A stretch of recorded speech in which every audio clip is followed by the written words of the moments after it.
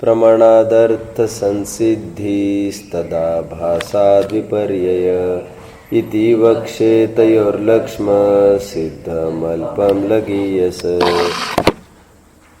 परीक्षा मुख सूत्र के चौथे अध्याय को हमने प्रारंभ किया है, जिसमें 2 सूत्र हमारे हुए हैं। एक बात महत्वपूर्ण रूप से जानने की है कि जैन दर्शन अनेकांतवादी है और इसलिए यहाँ पर वस्तु को अनेक धर्मात्मक सिद्ध किया जा रहा है। अनेक अर्थात जो एक नहीं वह अनेक, क्योंकि अन्यमति एकांतवादी है, सर्वथा एकांतवादी है। वे या तो वस्तु को सर्वथा सामान्य रूप मानते हैं या तो सर्वथा विशेष रूप मानते हैं, और जैनी सामान्य विशेषात्मक अनेक रूप मानता है। अनेक मतलब यहाँ पर 2 को हम अनेक कह रहे हैं। वैसे और अनेक अनेक युगल है, ऐसे तो अनंत युगल है। समझ में आता है। 4 बातें मैं हमेशा कहता हूँ, आपको ख्याल में रहेगी। मैं ये कहता हूँ, एकांत सर्वथा ही दूषित है ऐसा नहीं है, और अनेकांत सर्वथा ही अच्छा है ऐसा नहीं है। जैनियों ने अनेकांत भी माना है, वो भी अनेकांत रूप ही माना है। क्या बोला मैंने? अनेकांतोप्यनेकांत प्रमाण नय साधन। समंत भद्र स्वामी ने एक छंद लिख दिया कि अनेकांत भी अनेकांतात्मक है। अनेकांत भी अनेकांतात्मक है अर्थात वस्तु को कोई सर्वथा अनेकांत रूप मानेगा तो भी वैसा ही दूषण आएगा जैसा कोई वस्तु को सर्वथा एकांत रूप मानता है। समझ में आता है? अगेन देखिए, सर्वथा एकांत अनेकांत मानने में क्या आपत्ति है? सर्वथा अनेकांत मानने में यह आपत्ति पड़ेगी, वस्तु सर्वथा अनेकांत नहीं है, किसी अपेक्षा से एकांत रूप भी है। पकड़ में आता है? किसी अपेक्षा से एक धर्म वाली है, किसी अपेक्षा से अनेक धर्म वाली है। सर्वथा ही अनेक धर्म वाली नहीं है। अभी भी थोड़ी भारी पड़ रही क्या? मैं ये कह रहा हूं, देखो, किसी प्रकार से एकांत की भी प्रतिष्ठा है। किस रूप से प्रतिष्ठा है एकांत की? सम्यक एकांत के रूप से एकांत की भी प्रतिष्ठा है। क्या जैनी एकांत को नहीं मानते? वस्तु नित्य ही है ऐसा नहीं मानते हैं, अपर पक्ष को गौण करके मानते हैं। तब तो सर्वथा ही नित्य ही मानते हैं। अपर पक्ष को गौण करके देखा जाए तो वस्तु किसी अपेक्षा से नित्य है कि सर्वथा ही नित्य है? सर्वथा ही नित्य है, लेकिन कब? वो द्रव्यार्थिक नय से सर्वथा ही नित्य है और पर्यार्थिक नय से सर्वथा ही अनित्य है। प्रवचन सार की 114वीं 15वीं गाथा आप लोगों ने पढ़ी होगी, जिसमें स्पष्ट बात आई कि यदि द्रव्यार्थिक चक्षु को बंद करके देखा जाए तो मनुष्यपना, नारकपना, तिर्यंचपना, देवपना सत्यार्थ है, और यदि पर्यार्थिक चक्षु को सर्वथा बंद करके देखा जाए तो मनुष्यपना, देवपना, तिर्यंचपना, नारकपना यह सर्वथा ही मिथ्या है। दोनों तरफ से देखने की बात है। जैनियों ने एकांत को माना है, लेकिन सम्यक एकांत को माना है। सम्यक एकांत वो होता है जो अपर पक्ष को गौण करके दृढ़ता को स्थापित करने के लिए एक पक्ष को ही उजागर किया जाता है। फिर ठीक है, फिर उसका एक नमूना देखना हो तो समय सार इसका एक नमूना है, उसकी कई गाथाएं नमूना है। अहम एक को खलु शुद्धों की धारा में चलता है, नबी हो दी अपमत्तो न पमत्तो जान गुद जो भाव। वो किसी प्रकार से किसी के साथ मिलान की चर्चा विसंवाद वाली ही कहता है। समझ में आता है मैं क्या कह रहा हूं? ये सम्यक एकांत स्वीकार किया जैनियों ने, और जिस एकांत का खंडन है वो अपर पक्ष का निराकरण करने वाले एकांत का खंडन किया है जैनियों ने। और अनेकांत की क्या स्थिति है? अनेकांत की भी ये स्थिति है, अनेकांत भी सम्यक अनेकांत और मिथ्या अनेकांत है। सम्यक अनेकांत मतलब वस्तु सामान्य रूप भी है और विशेष रूप भी है, लेकिन ये सामान्य और विशेष दोनों भी परसापेक्ष होना चाहिए। कोई वस्तु सामान्य रूप है, कोई वस्तु विशेष रूप है, जैसा नैयायिक और मीमांसक कह रहे थे कल, वैशेषिक, नैयायिक और वैशेषिक ऐसा वाला नहीं, परसापेक्ष है ये दोनों। अनेकांत समझ में आता है मैंने क्या बोला अभी? वस्तु नित्य भी है अनित्य भी है, ऐसा बोलने मात्र से वस्तु अनेकांतमय नहीं होती। तो ऐसे दो अलग अलग अंश है, एक ही वस्तु में है और अलग अलग ज्ञान के पक्ष से उसको देखा जा सकता है, ऐसा उसके ज्ञान में होना चाहिए। बावले की भांति कभी कुछ बोले कभी कुछ बोले, ऐसा नहीं होता। क्या क्या बोला? देखो, कोई कहे नित्य भी अनित्य भी है और एक जन भी नित्य भी अनित्य भी है कह रहे। एक तो स्यादवादी है और एक तो बावला है, छली है। एक स्यादवादी इसलिए है कि उसके ज्ञान में दोनों पक्ष है, जितना भी दोनों पक्ष कहता है निर्धार पूर्वक कहता है, और जो एक जन कहता है वो अनिर्धार पूर्वक कहता है, अनिर्णयात्मक कहता है, छल है वो। इसलिए मैंने आपको कहा था राजवार्तिक में अकलंग स्वामी ने जब स्यादवाद की चर्चा उठाई तो शंकाकार के मुख में एक प्रश्न दिया। वो कहता है स्यादवाद तो छल है। जैसे उदाहरण बोलो, हमेशा देता हूं मैं, जैसे नो कंबलम। जैसे नो कंबलम मतलब जैसे बेचने वाले ने कहा ये 900 रुपए में नो कंबल ले जाओ, तो बेचने वाला समझता है मैं 900 रुपए में नो कंबल दे रहा हूं, वहां पर नो कंबल का अर्थ नया कंबल, और खरीदने वाला ये समझेगा कि 9 संख्या में 9 कंबल। ऐसा बेचने वाला समझ रहा है कि मैं जब 9 कंबल कहूंगा तो खरीदने वाला ऐसा समझेगा कि मैं 9 बोल रहा हूं। जैसे अश्वत्थामा हतो नरोवा खुंजरोवा, जैसा वो छल था वैसा ही ये तुम जैनियों का छल है। अनेकांत स्यादवाद तो कहते नहीं नहीं, हम जितना भी कहते निर्धारण पूर्वक कहते हैं। इसलिए मैंने थोड़े दिन पहले यहां से पढ़ के दिखाई थे, आपको याद होगा। स्यादवाद को अच्छे शंकराचार्य भी नहीं समझ पाए हैं, ख्याल में है। मैंने कुछ कोटेशन पढ़ के दिखाए थे यहां पर 4-5 कि स्यादवाद को कितने बड़े लेखक और पारगामी विद्वान भी नहीं समझ पाए, कैसे अपेक्षा लगाना। इसीलिए तो स्यादवाद का यदि डिक्शनरी में मीनिंग देखते हैं तो स्यादवाद का मीनिंग शायदवाद लिखा है। शायदवाद मतलब अनिर्धार पूर्वक कभी कुछ कभी कुछ।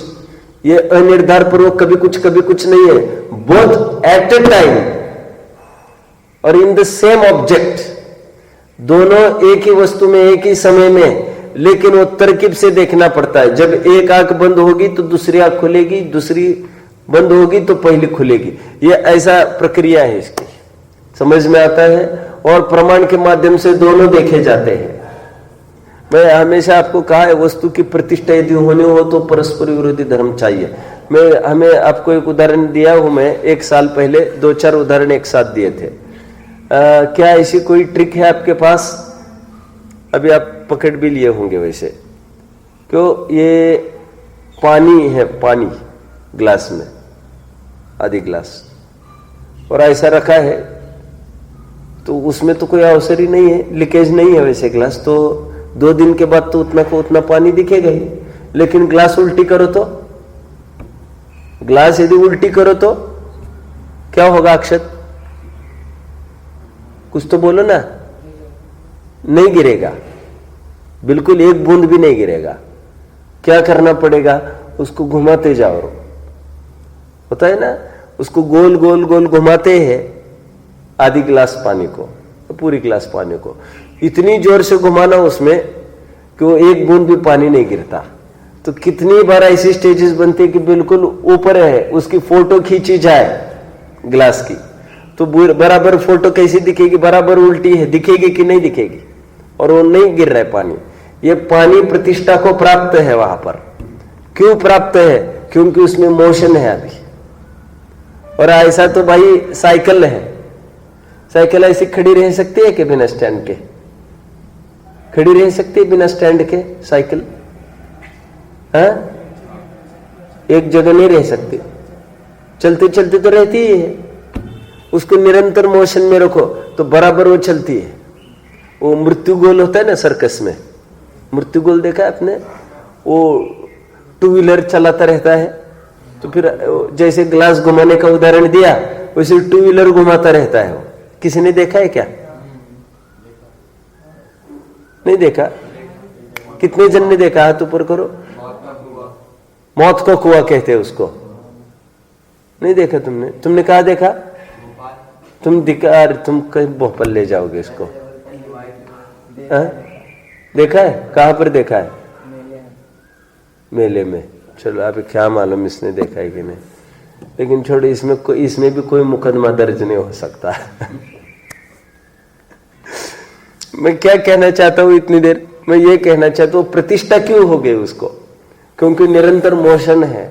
मैं क्या सिद्ध करके दिखाना चाहता हूं? वस्तु निरंतर, वही वस्तु निरंतर मोशन में है। मोशन में मतलब यहां पर क्या लेना? परिणामी है। और वही वस्तु कहकर अपरिणामी अंश भी दिख गया। तो ये अनेकांत वस्तु की सिद्धि यहां से दोनों सूत्रों में हमने यहां से करी। ये जैन दर्शन का हार्ट है समझो, हार्द है समझो। हार्द हिंदी का वर्ड है हार्ट के लिए। आगे बढ़ते हैं। अभी थोड़ा नया प्रकरण चलेगा, आपको थोड़ा ध्यान देना है। अभी वैसे एक बात आ गई यहां पर, विशेष का अर्थ क्या है दूसरे सूत्र में? मुक्ति। विशेष का अर्थ क्या आया? कितने जन है जिनने पुस्तक भी नहीं खोली अभी? परीक्षा मुक्ति सबने खोली है। ऐसा मेरा प्रश्न है, पहले प्रश्न में पहले सूत्र में एक प्रश्न बोल के छोड़ा था। मैंने कहा था सक्षम आपको उत्तर देना है, लेकिन तुरंत मैंने दे दिया था उसका। मैंने ये कहा था सामान्य विशेष का अर्थ, इस प्रकरण में विशेष का अर्थ क्या लेंगे? पर्याय। वो कहां से फलित हुआ? वो कहां से फलित हुआ कि पर्याय लिया है इन्होंने? कहां से फलित हुआ कि इन्होंने पर्याय लिया है? पूर्व और उत्तर, पूर्व का परिहार और उत्तर की अवाप्ति। समझ में आता है? ये पर्याय की तरफ संकेत आई। और ये वस्तु त्रयात्मक भी बोल दिया इन्होंने। त्रयात्मक मतलब उत्पाद व द्रव्यात्मक। तो उत्पाद, हालांकि इसके 2 ही अंश बनाने हैं। उत्पाद व पर्याय में जाएगा और ध्रुव नित्य में जाएगा। नित्यात्मक की वस्तु की स्थापना कर रहे हैं। और समय सार की आत्मख्याति गाथा 3 की टीका, वहां पर लिखा प्रत्येक वस्तु विरुद्ध तथा अविरुद्ध कार्य के द्वारा विश्व का उपकार करती है। ज्ञान में नहीं है आपके क्या? तीसरी गाथा की टीका समय सार क्या लिखा? बोलो भाई, बोलो बोलो। कोई बोल के दिखाएगा मैंने अभी क्या स्टेटमेंट बोला था? तीसरी गाथा की टीका समय सार। एक जन मात्र, एक जन रिपीट करेगा, 2 जन बोलो। चलो बोलो। हाँ,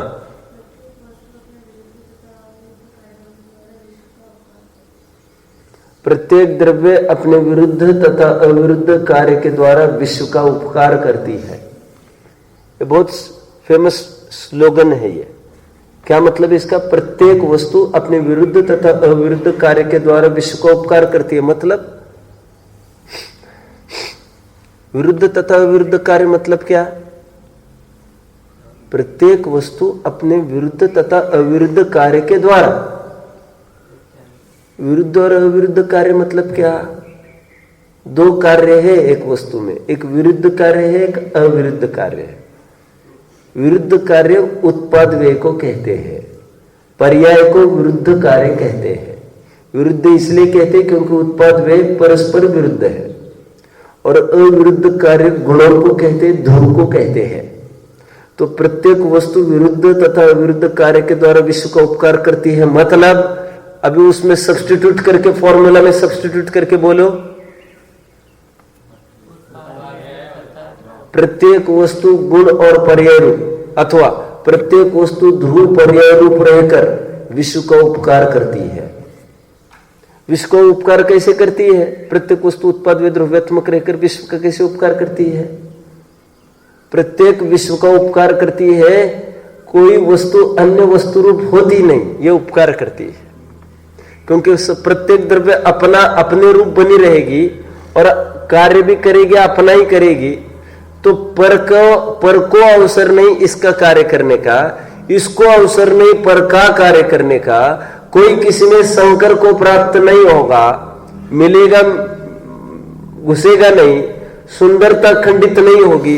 यही विश्व का, यही प्रत्येक वस्तु का प्रत्येक अन्य वस्तु के ऊपर उपकार है। इमेजिन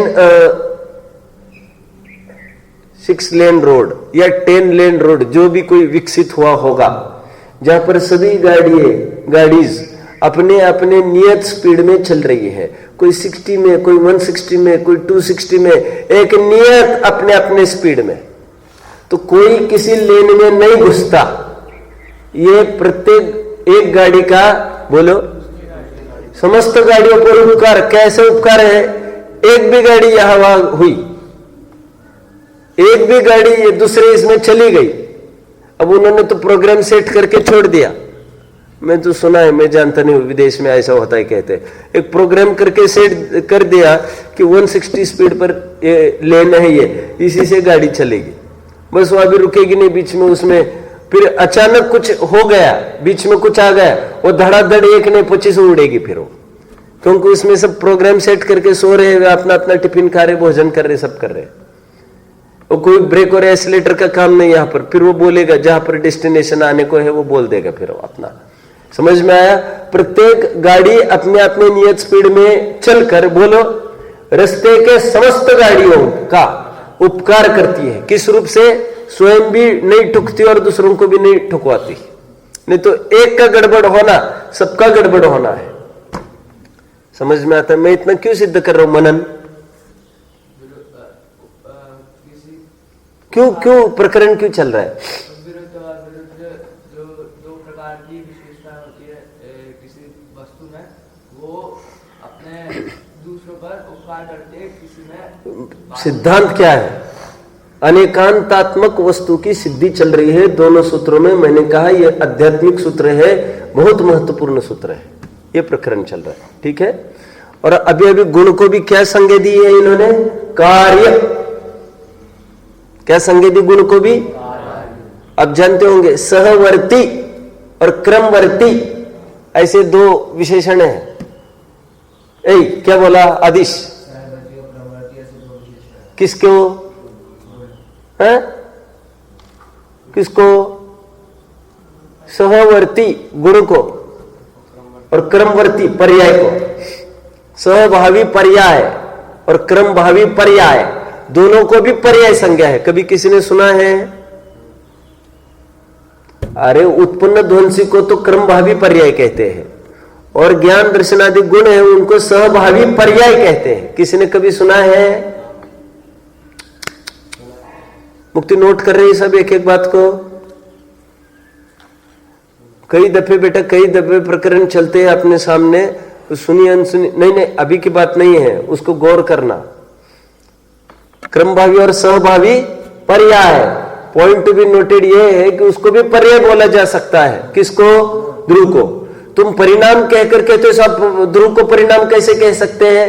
अरे हम तो कहते ध्रुव को तो पर्याय भी कहते हैं, तो गुण को पर्याय भी कहते हैं। हालांकि ध्रुव को तो पर्याय नहीं कहते हैं, लेकिन गुण को तो पर्याय कहते हैं, क्योंकि भेद सो पर्याय। वैसे किसी अपेक्षा विचार किया जाए, ध्रुव भी अंश है तो वो भी पर्याय है किसी अपेक्षा, भ्रमित नहीं होना। लेकिन उसको पर्टिकुलर संज्ञा दे दी है ध्रुव, वो बात अलग है, लेकिन वो भी किसी अपेक्षा से पर्यार्थिक न्याय का विषय बनता, परंतु उसके आश्रय से सुख की प्राप्ति होती है, इसलिए इसको होल द्रव्य ऐसी संज्ञा दे दी। हालांकि जैसे वो पर्यायांश है वैसे ध्रुव भी एक अंश ही था। कितने जन पकड़ रहे मेरी बात को? इंपॉर्टेंट चीज है, इसको पकड़ना जरूरी है। पर्व, ये चिन्मय, ये अक्षर, व्हाट्स रॉन्ग होती, क्यों नहीं पकड़ रहे आप? ध्यान नहीं है कि चिन्मय आपका? हाँ, तुम यहां पर बैठा करो, आगे आकर यहां पर आओ, तुम आओ आगे। तुम्हारा एक स्थायी एड्रेस बना देते हैं। कम इन आगे वालों को भी थोड़ी चेतना बनी रहेगी। समकित है, ये देवेश है, इनको भी चेतना बनी रहेगी थोड़ी। चलो अभी एक बात समझो सब, आगे एक कदम रख रहा हूं मैं। अभी मैं ये कह रहा हूं, अभी वस्तु सामान्य विशेषात्मक है, इसमें भी सामान्य 2 प्रकार का होता है और विशेष भी 2 प्रकार का होता है। सामान्य 2 प्रकार का कौन सा? तिर्यक और ऊर्ध्व। तिर्यक सामान्य और ऊर्ध्व सामान्य। और विशेष भी 2 प्रकार का, तिर्यक विशेष और ऊर्ध्वता विशेष। एक बार आपका प्रश्न था कि ये देवेश, कुछ 2-4 महीने के बाद वहां पर अपन बाहर निकले, वहां पर पैर वगैरह धोते, आपको कुछ ऐसा प्रश्न आया, मैंने कहा इसको अपन कभी चर्चा करेंगे, फिर शायद कब प्रसंग पड़ेगा। अभी ये भी बोला था, शायद ये प्रश्न आया था, देखो आपको ज्ञान में आए तो आप ऐसा लिखेंगे। अभी ऊपर लिखेंगे देखो वस्तु, फिर उसको 2 सेक्शन बना के लिखेंगे सामान्य विशेष। फिर सामान्य की भी 2 भेद करेंगे आप। सामान्य विशेषात्मक लिखने के बाद वहां पर लिखेंगे आधार सूत्र 1-2। और फिर सामान्य के भी 2 भेद करो, तिर्यक सामान्य, ऊर्ध्वता सामान्य। विशेष के भी 2 भेद करो, तिर्यक सामान्य, सॉरी क्या विशेष, तिर्यक विशेष, ऊर्ध्वता विशेष। इसके लिए आधारभूत सूत्र लिखना 3। किसके लिए? एक काम करें, सुनो, वो जो ब्रांचिंग कर रहे हैं ना आप, सामान्य और विशेष लिखा होगा, उसकी 2-2 ब्रांचिंग खोलिए ना, उस ब्रांचिंग के आगे लिखो आधार क्रमांक 3। उसके तिर्यक आदि जो लिखे हैं 4, उसके आगे मत लिखो आधार, क्योंकि मुझे कुछ कहना है अभी। तो आधार 3 लिखो, तो फिर सूत्र पढ़ दे रहे हैं अपन। आइए अभी सूत्र क्रमांक 3 पढ़ते हैं।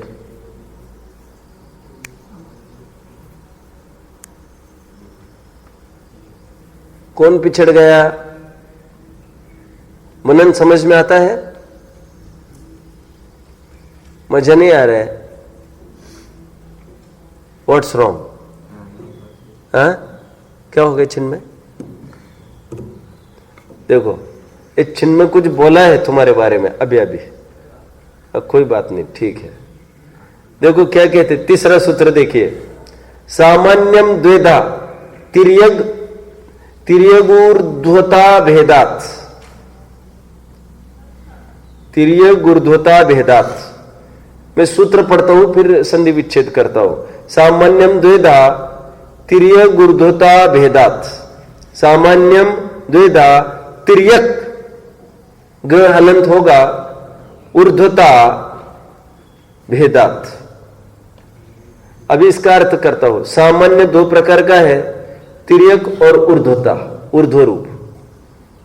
ओके, हालांकि ये फिर वो सामान्य के 2 भेद किए ना, उस लाइंस के पास ये आधार सूत्र लिखना चाहिए, सामान्य वाले के पास। ठीक है, आगे बढ़ो। तीसरा सूत्र हुआ ना, इसका खुलासा मैंने कुछ नहीं किया, अभी करूंगा मैं। पकड़ में आया? ये सामान्य के 2 भेद इन्होंने किए, विशेष की चर्चा ये अलग करेंगे। 6वां सूत्र भी एक बार देख लीजिए आप। चलो आइए,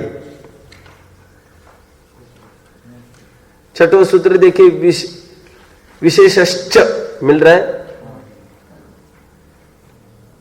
विशेष के भी ऐसे 2 भेद होते हैं। हालांकि अभी अपन सामान्य को ही टैकल करेंगे, उसी को देखेंगे, देखते हैं क्या कहना चाहते हैं। देखो अभी यहां पर अटेंशन दो जल्दी, तो फिर ये सूत्र, 4वां सूत्र फिर बाद में पढ़ा जा सकता है। अभी मैं एक्सप्लेनेशन करूंगा क्योंकि अपने सामने प्रवचन सार है। देखो वैसे प्रवचन सार में ये थीम है और यहां पर भी यही थीम चल रही है परीक्षा मुख में, लेकिन कुछ मौलिक अंतर भी है, उसको भी अपन बाद में देखेंगे।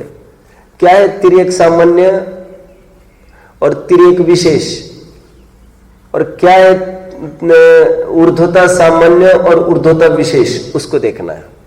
एक ऑब्जेक्ट कंसिडर करो अभी। ऑब्जेक्ट जैसे आत्मा है, आत्मा गुण पर्याय रूप वस्तु है। उमा स्वामी ने इसी परिभाषा को नायक बनाया, गुण पर्यायवत द्रव्यम को। अभी ये यहां पर क्या कहना चाहते हैं, ये जो जीव है इसमें सामान्य और विशेषांश है। सामान्य के भी दो भेद है, तिर्यक सामान्य और ऊर्ध्वता सामान्य, और विशेष के भी दो भेद है, तिर्यक विशेष और ऊर्ध्वता विशेष। अभी देखो सामान्य के दो भेद को विचारो थोड़ा सा। ये जो गुण है ना, गुण ये फैले वाले हैं, ये सब क्या है, ये गुण फैले वाले, प्रदेश भी फैले वाले हैं। इसे कहते विस्तार, इसे कहते चौड़ाई। कुछ समझे? वस्तु आपने कभी सुना होगा, आत्मा को घन कहते, घन, आनंद घन, आनंद घन, कुछ है भजन होगा, देख लेना। अब तुम लोग गाते रहते हो आनंद घन। व्हाई इज इट कॉल्ड घन? For two reasons. घन उसे कहते हैं जिसमें जो ठोस हो, a thing which has no cavity inside, which is not at all hollow, or there is no chance for contraction now, contraction or something that can be put inside. उसे क्या कहते हैं? घन, ठोस वस्तु, ठोस। तो ये फुल्ली प्रोटेक्टिव के अर्थ में तो है ही, लेकिन घन का और एक अर्थ होता है, आप जानते होंगे। तो ये क्यूबॉइड, 3 डायमेंशनल व्यू। तो आत्मा भी 3 डायमेंशनल है, घन है। उसमें भी लंबाई, चौड़ाई और मोटाई तीनों है। कैसे है? तो प्रदेश उसकी चौड़ाई है। द्रव्य क्षेत्र काल भाव है ना, तो क्षेत्र ये उसकी चौड़ाई है, काल उसकी लंबाई है, और गुण उसकी मोटाई है। ये घन हो गया, आत्मघन। LBH समझ में आता है सबको, है ना? क्या क्या बोला मैंने? आदिश बोलो। आत्मा की लंबाई क्या बोला? No my dear, no my dear. आत्मा की मोटाई क्या बोला समय? गुण। गुण को मोटाई क्यों बोला? क्योंकि लोक में ये मानस मोटा मानस छे। लोक में मोटा उसको कहते हैं, वैभव को कहते हैं। ये आप जानते हैं, ये यहां पर तो मोटा मतलब फैट को कहते हैं, लेकिन आप मराठी भाषा को देखोगे, मोठा मतलब क्या मालूम? हा माणूस फार मोठा है। हा माणूस फार मोठा है मतलब ये आदमी बहुत बड़ा है। और बड़ा मतलब, कोई बड़ा मतलब उम्र की बात नहीं, गुणों की। जैसे कोई टाटा बिरला जा रहा हो तो उसको देखकर कहना हा माणूस फार मोठा है, याच्या नादी लागू नकोस। इसके मुंह मत लगो, ये बहुत बड़ा आदमी है। तो बड़ा आदमी मतलब कोई उम्र की बात थोड़ी थी, उसकी पोस्ट सब समझ में आता। वो जिस पद पर है, जो उसका पैसा, शौकत, विद्वत्ता आदि आदि। मैं क्यों कह रहा हूं इतना सारा? मोटाई। अभी लोक में तो ये है, जितना फैट होता है उतनी थोड़ी उसको रिस्पेक्ट का एक उसको बनता है, लोग भी डरने लगते हैं आदि आदि। विलियम शेक्सपियर ने लिखा है ना, at a particular age belly becomes a thing of prestige. समझे आप क्या क्या बोला मैंने? अभी हालांकि सब जगह नियम न्याय नहीं लागू होगा ऐसा। क्या एक पर्टिकुलर एज हो जाए, आफ्टर 40-50s, 45-50, तो 50 के बाद थोड़ी सी बेली आना, बेली मतलब थोड़ा पेट आना, फैट होना थोड़ा, तो that becomes a thing of Prestige. वो पर्सनालिटी में थोड़ा शोभा दिखती है। और एकदम दुबला पतला उसकी पर्सनालिटी कुछ खास नहीं दिखती। ऐसा उन्होंने 7 स्टेजेस ऑफ मैन लिखा है ना, 7 एजेस ऑफ मैन। ऐसा ही उसी के लाइन पर उन्होंने एक चीज लिखी है, और एक तो उसी में उन्होंने ऐसा लिखा है जो मैं बोल रहा हूं। मैं इतना सारा क्यों बोल रहा हूं? लोक में भी जिसको मोटा कह रहे हैं, वो भी सर्वगुण संपन्न के अर्थ में लेना था। मुझे तो यह कहना है, यहां पर आत्मा की मोटाई क्या है? उसके गुण उसकी मोटाई है, उसका वैभव उसकी मोटाई है। आगे बढ़ते हैं। चौड़ाई क्या है आत्मा की? उसके प्रदेश, फैलाव। और लंबाई में क्या लिया? काल। कितना लंबा है आत्मा? अनादि अनंत। ऐसा कैसे हो गया? लंबाई को कैसे जोड़ दिया काल के साथ? क्योंकि लोक में ऐसा होता है, कोई आदमी बहुत अभी अभी प्रकरण दूसरा है, बड़ा का अर्थ दूसरा करना, ये बड़ा है, ये बड़ा हो गया, ये कैसे समझ में आता है? ये लंबाई से समझ में आता है। उसके हाइट दिन ब दिन बढ़ती जा रही है, तो क्या समझते हैं? ये बड़ा हो रहा है, अभी बड़ा हो रहा है। ये पापा के जूते इसको आने लग गया, अभी ये हाइट इसकी बढ़ने लग गई, तो उसको कहते हैं काल का बढ़ना। उसको लंबा को उम्र में आंकने लगते हैं हम। क्या बोला मैंने? मैं क्यों इतना समझा रहा हूं? लंबाई आत्मा की, उसमें काल को लिया जाएगा लंबाई में। अभी सबको गौण करके मैं जो नई बात कह रहा हूं उसको अभी ध्यान से समझो। एक दो लाइन को इमेजिन करो, one horizontal and one vertical. दो लाइंस को इमेजिन करना है। कौन सी? वर्टिकल। एक वर्टिकल मतलब खड़ी और हॉरिजेंटल मतलब आड़ी। आत्मा में यदि आड़ापन देखना हो तो क्या फैला है? तो कहेंगे असंख्यात प्रदेश और अनंत गुण फैले हैं। ये उसका विस्तार क्रम है। क्या बोला? एक एक गुण और एक एक प्रदेश, ये उसका विस्तार क्रम है। नोट करते जाए सब, विस्तार क्रम है। और लंबाई आत्मा की, आत्मा अनादिकाल से बहता आ रहा है। बहता आ रहा है मतलब परिणमित होता आ रहा है।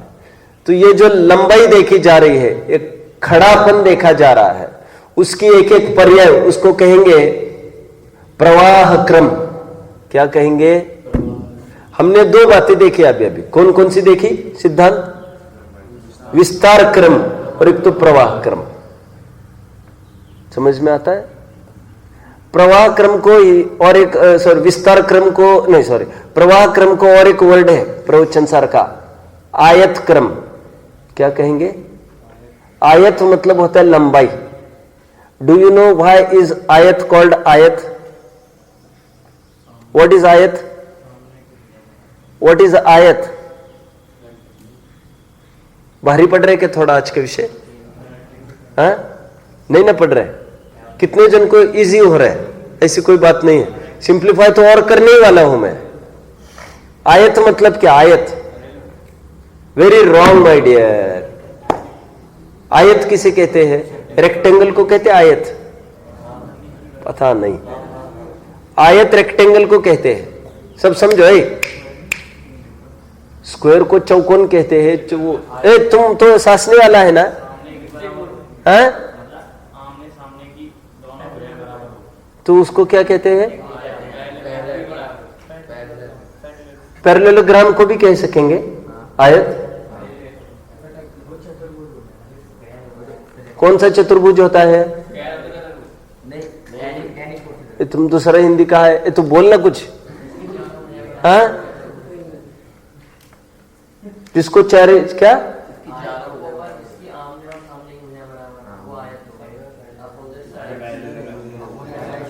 मुझे छोड़ो, मुझे तो कहना है रेक्टेंगल को कहते हैं आयत। क्यों कहते हैं समझते आप आयत? उसको आयत इसलिए कहते हैं, आयत मतलब होता है लंबा। मैं कुछ हिंट दे रहा हूं, सुनो समझो सब। फिर प्रवचन सर का एक शब्द निकाल कर दिखाऊंगा बस में, फिर आपको ख्याल में आएगा कितना महत्वपूर्ण था एक्सप्लेनेशन। आयत मतलब लंबा। रेक्टेंगुलर को आयत इसलिए कहते क्योंकि एक पर्टिकुलर चीज ही साइड ही लंबी है, चौकोन जैसा तो है नहीं हो। समझ में आता है? Actually speaking, to call the sides of square length and breadth, this is also not to the point. कितने जन ने बात को पकड़ा? To call the sides of a square as a length and a breadth, this is not to the point, because length is that side which is long से बना length, हालांकि, और ब्रॉड से बना ब्रेड्थ। लेकिन फिर हमको एक टर्म नक्की करनी थी हर एक फिगर को, तो हमने एलबीएच में टर्म नक्की कर दी है। वो मुझे तो यह कहना है एक्चुअली तो लंबा, जो ऑब्जेक्ट लंबा हो, जैसे एक ही चीज दिख रही हो, रेक्टेंगल कि एक साइड लंबी है फिर दूसरी छोटी है, बस इसलिए उसको आयत कहने लग गए। मुझे तो इतना ही बताना है, आयत मतलब लंबाई, बस दैट्स ऑल। फिर आचार्य ने कैसे उसके शब्द का प्रयोग किया उसको देखेंगे। अभी क्या बोला मैंने अभी, एक तो मैंने कहा बोलो मैंने कहा विस्तार क्रम, और एक तो कहा प्रवाह क्रम। प्रवाह क्रम का और एक नाम दिया, और एक समझो अभी, आयत क्रम इज इक्वल टू आगे एक नाम लिखो ऊर्ध्वता, और फिर वहां पर क्या लिखेंगे तिर्यक। तिर्यक सेकंड में कहां पर, विस्तार को लिखेंगे तिर्यक, विस्तार को लिखो तिर्यक, तिरछा, फैला, आड़ा, तिर्यक, तिर्यक। और एक खड़ा, खड़ा क्या है, ऊर्ध्वता। कौन खड़ा, कौन, टाइम फैक्टर, प्रवाह काल। समझ में आ रहा है क्या? अभी देखिए दोनों में सामान्य विशेष देखना है, 3 मिनट अपने पास है। वस्तु देखो आप, उसमें विस्तार क्या क्या दिख रहा है, गुण और प्रदेश। प्रदेश को गौण करके चलना है, लेकिन अभी प्रदेश को गौण करके क्यों चलना है, अभी गुणों को ही मुख्य क्यों करना है अभी, बोलो।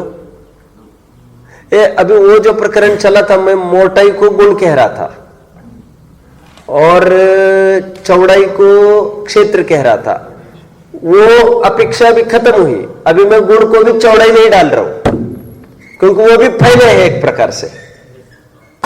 और प्रदेश को गौण ही कर रहे हैं अभी अपन। प्रदेश को गौण करके गुण को मुख्य क्यों किया अपन ने चौड़ाई में, क्योंकि हर एक प्रदेश का अपना अपना नियत लक्षण नहीं होता। एक प्रदेश प्रयोजनभूत भी नहीं है। प्रयोजनभूत नहीं मतलब असंख्यात प्रदेश यदि घटकर संख्यात भी हो जाए, बढ़कर अनंत भी हो जाए, उससे आत्मा को क्या। लेकिन गुण एक भी घट जाए तो उसे बड़ा प्रयोजन गड़बड़ा जाएगा। इसलिए और गुणों का हर एक का अपना अपना नियत लक्षण है। इसलिए हमने अभी ये लिया, तिर्यक में किसको ले रहे हैं अभी, फैले में गुणों को, और खड़े में किसको ले रहे हैं, आयत लंबाई में किसको ले रहे हैं, काल को।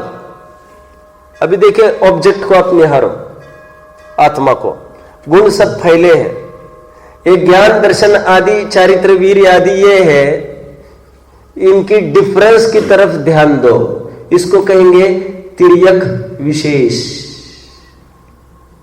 समझ में आता है अभी, तिर्यक विशेष किसको कहा, तिर्यक विशेष। ज्ञान वो दर्शन रूप में होता, दर्शन वो चारित्र रूप में होता, सब अनंत गुण ये मिलकर एक नहीं हो जाते। इन सबकी सत्ता अपनी अपनी न्यारी न्यारी है। एक गुण अन्य गुण रूप नहीं होता, ये उसका एक अपना अपना डिस्टिंग्विश पना है, डिफरेंस है। ये उसको कहते हैं तिर्यक विशेष। लेकिन इन अनंत गुणों में कुछ समानता भी है। क्या समानता है, एक गुण का रूप अनंत गुणों में होता है, ये उनकी समानता है। और ये समस्त गुण एक ही द्रव्य के आश्रय से रहते हैं। द्रव्याश्रया निर्गुणा गुणा, और एक गुण का रूप बाकी अनंत गुणों में होता है। इसका मतलब तो समझते हो, एक गुण का रूप अनंत गुणों में होता है। मतलब जैसा हमारा सुख गुण है, उसमें अस्तित्व गुण का रूप है कि नहीं, यदि नहीं होता तो क्या दिक्कत आती, सुख की भी सत्ता सिद्ध नहीं होती फिर। तो इसको कहेंगे तिर्यक सामान्य। कितने जन ने अभी पकड़ा, मैंने तिर्यक सामान्य और तिर्यक विशेषता बताई। तिर्यक सामान्य क्या है, तिर्यक विशेषता ये अनंत गुण। ये अनंत गुण, एक गुण दूसरे गुण रूप नहीं होता। ज्ञान जानता है, दर्शन देखता है, सबका फंक्शन अलग अलग, ये सबकी विशेषता अलग अलग। और तिर्यक सामान्य क्या है, सब में समानता क्या आई फिर, कि सभी ज्ञान सभी गुण वो एक ही द्रव्य के आश्रय से है। द्रव्याश्रया गुणा, गुण की एक ही संज्ञा सब द्रव्य के आश्रय से, और कोई गुण किसी अन्य गुण के आश्रय से नहीं है। यह समानता सभी गुण में है। ये तिर्यक सामान्य और तिर्यक विशेष समझ में आया क्या? अभी ऊर्ध्वता और सामान्य ऊर्ध्वता विशेष क्या करेंगे? प्रवचन सारा फिर वहां रखना पड़ेगा और रात में फिर यहां लाना पड़ेगा, वहां प्रवचन में लगेगा। क्या ऊर्ध्वता सामान्य ऊर्ध्वता विशेष क्या है, इसको अपन रात में देखेंगे। फिर यहां से और देखना अपने को। कितने जन ने प्रकरण को समझा है, मुझे समझने दो जरा। बहुत अच्छा, सब समझ रहे हैं, ठीक है ठीक है। और उसको रिवीजन होगी रात में और सूत्र चलेंगे, उसमें देखेंगे। ओम नमः।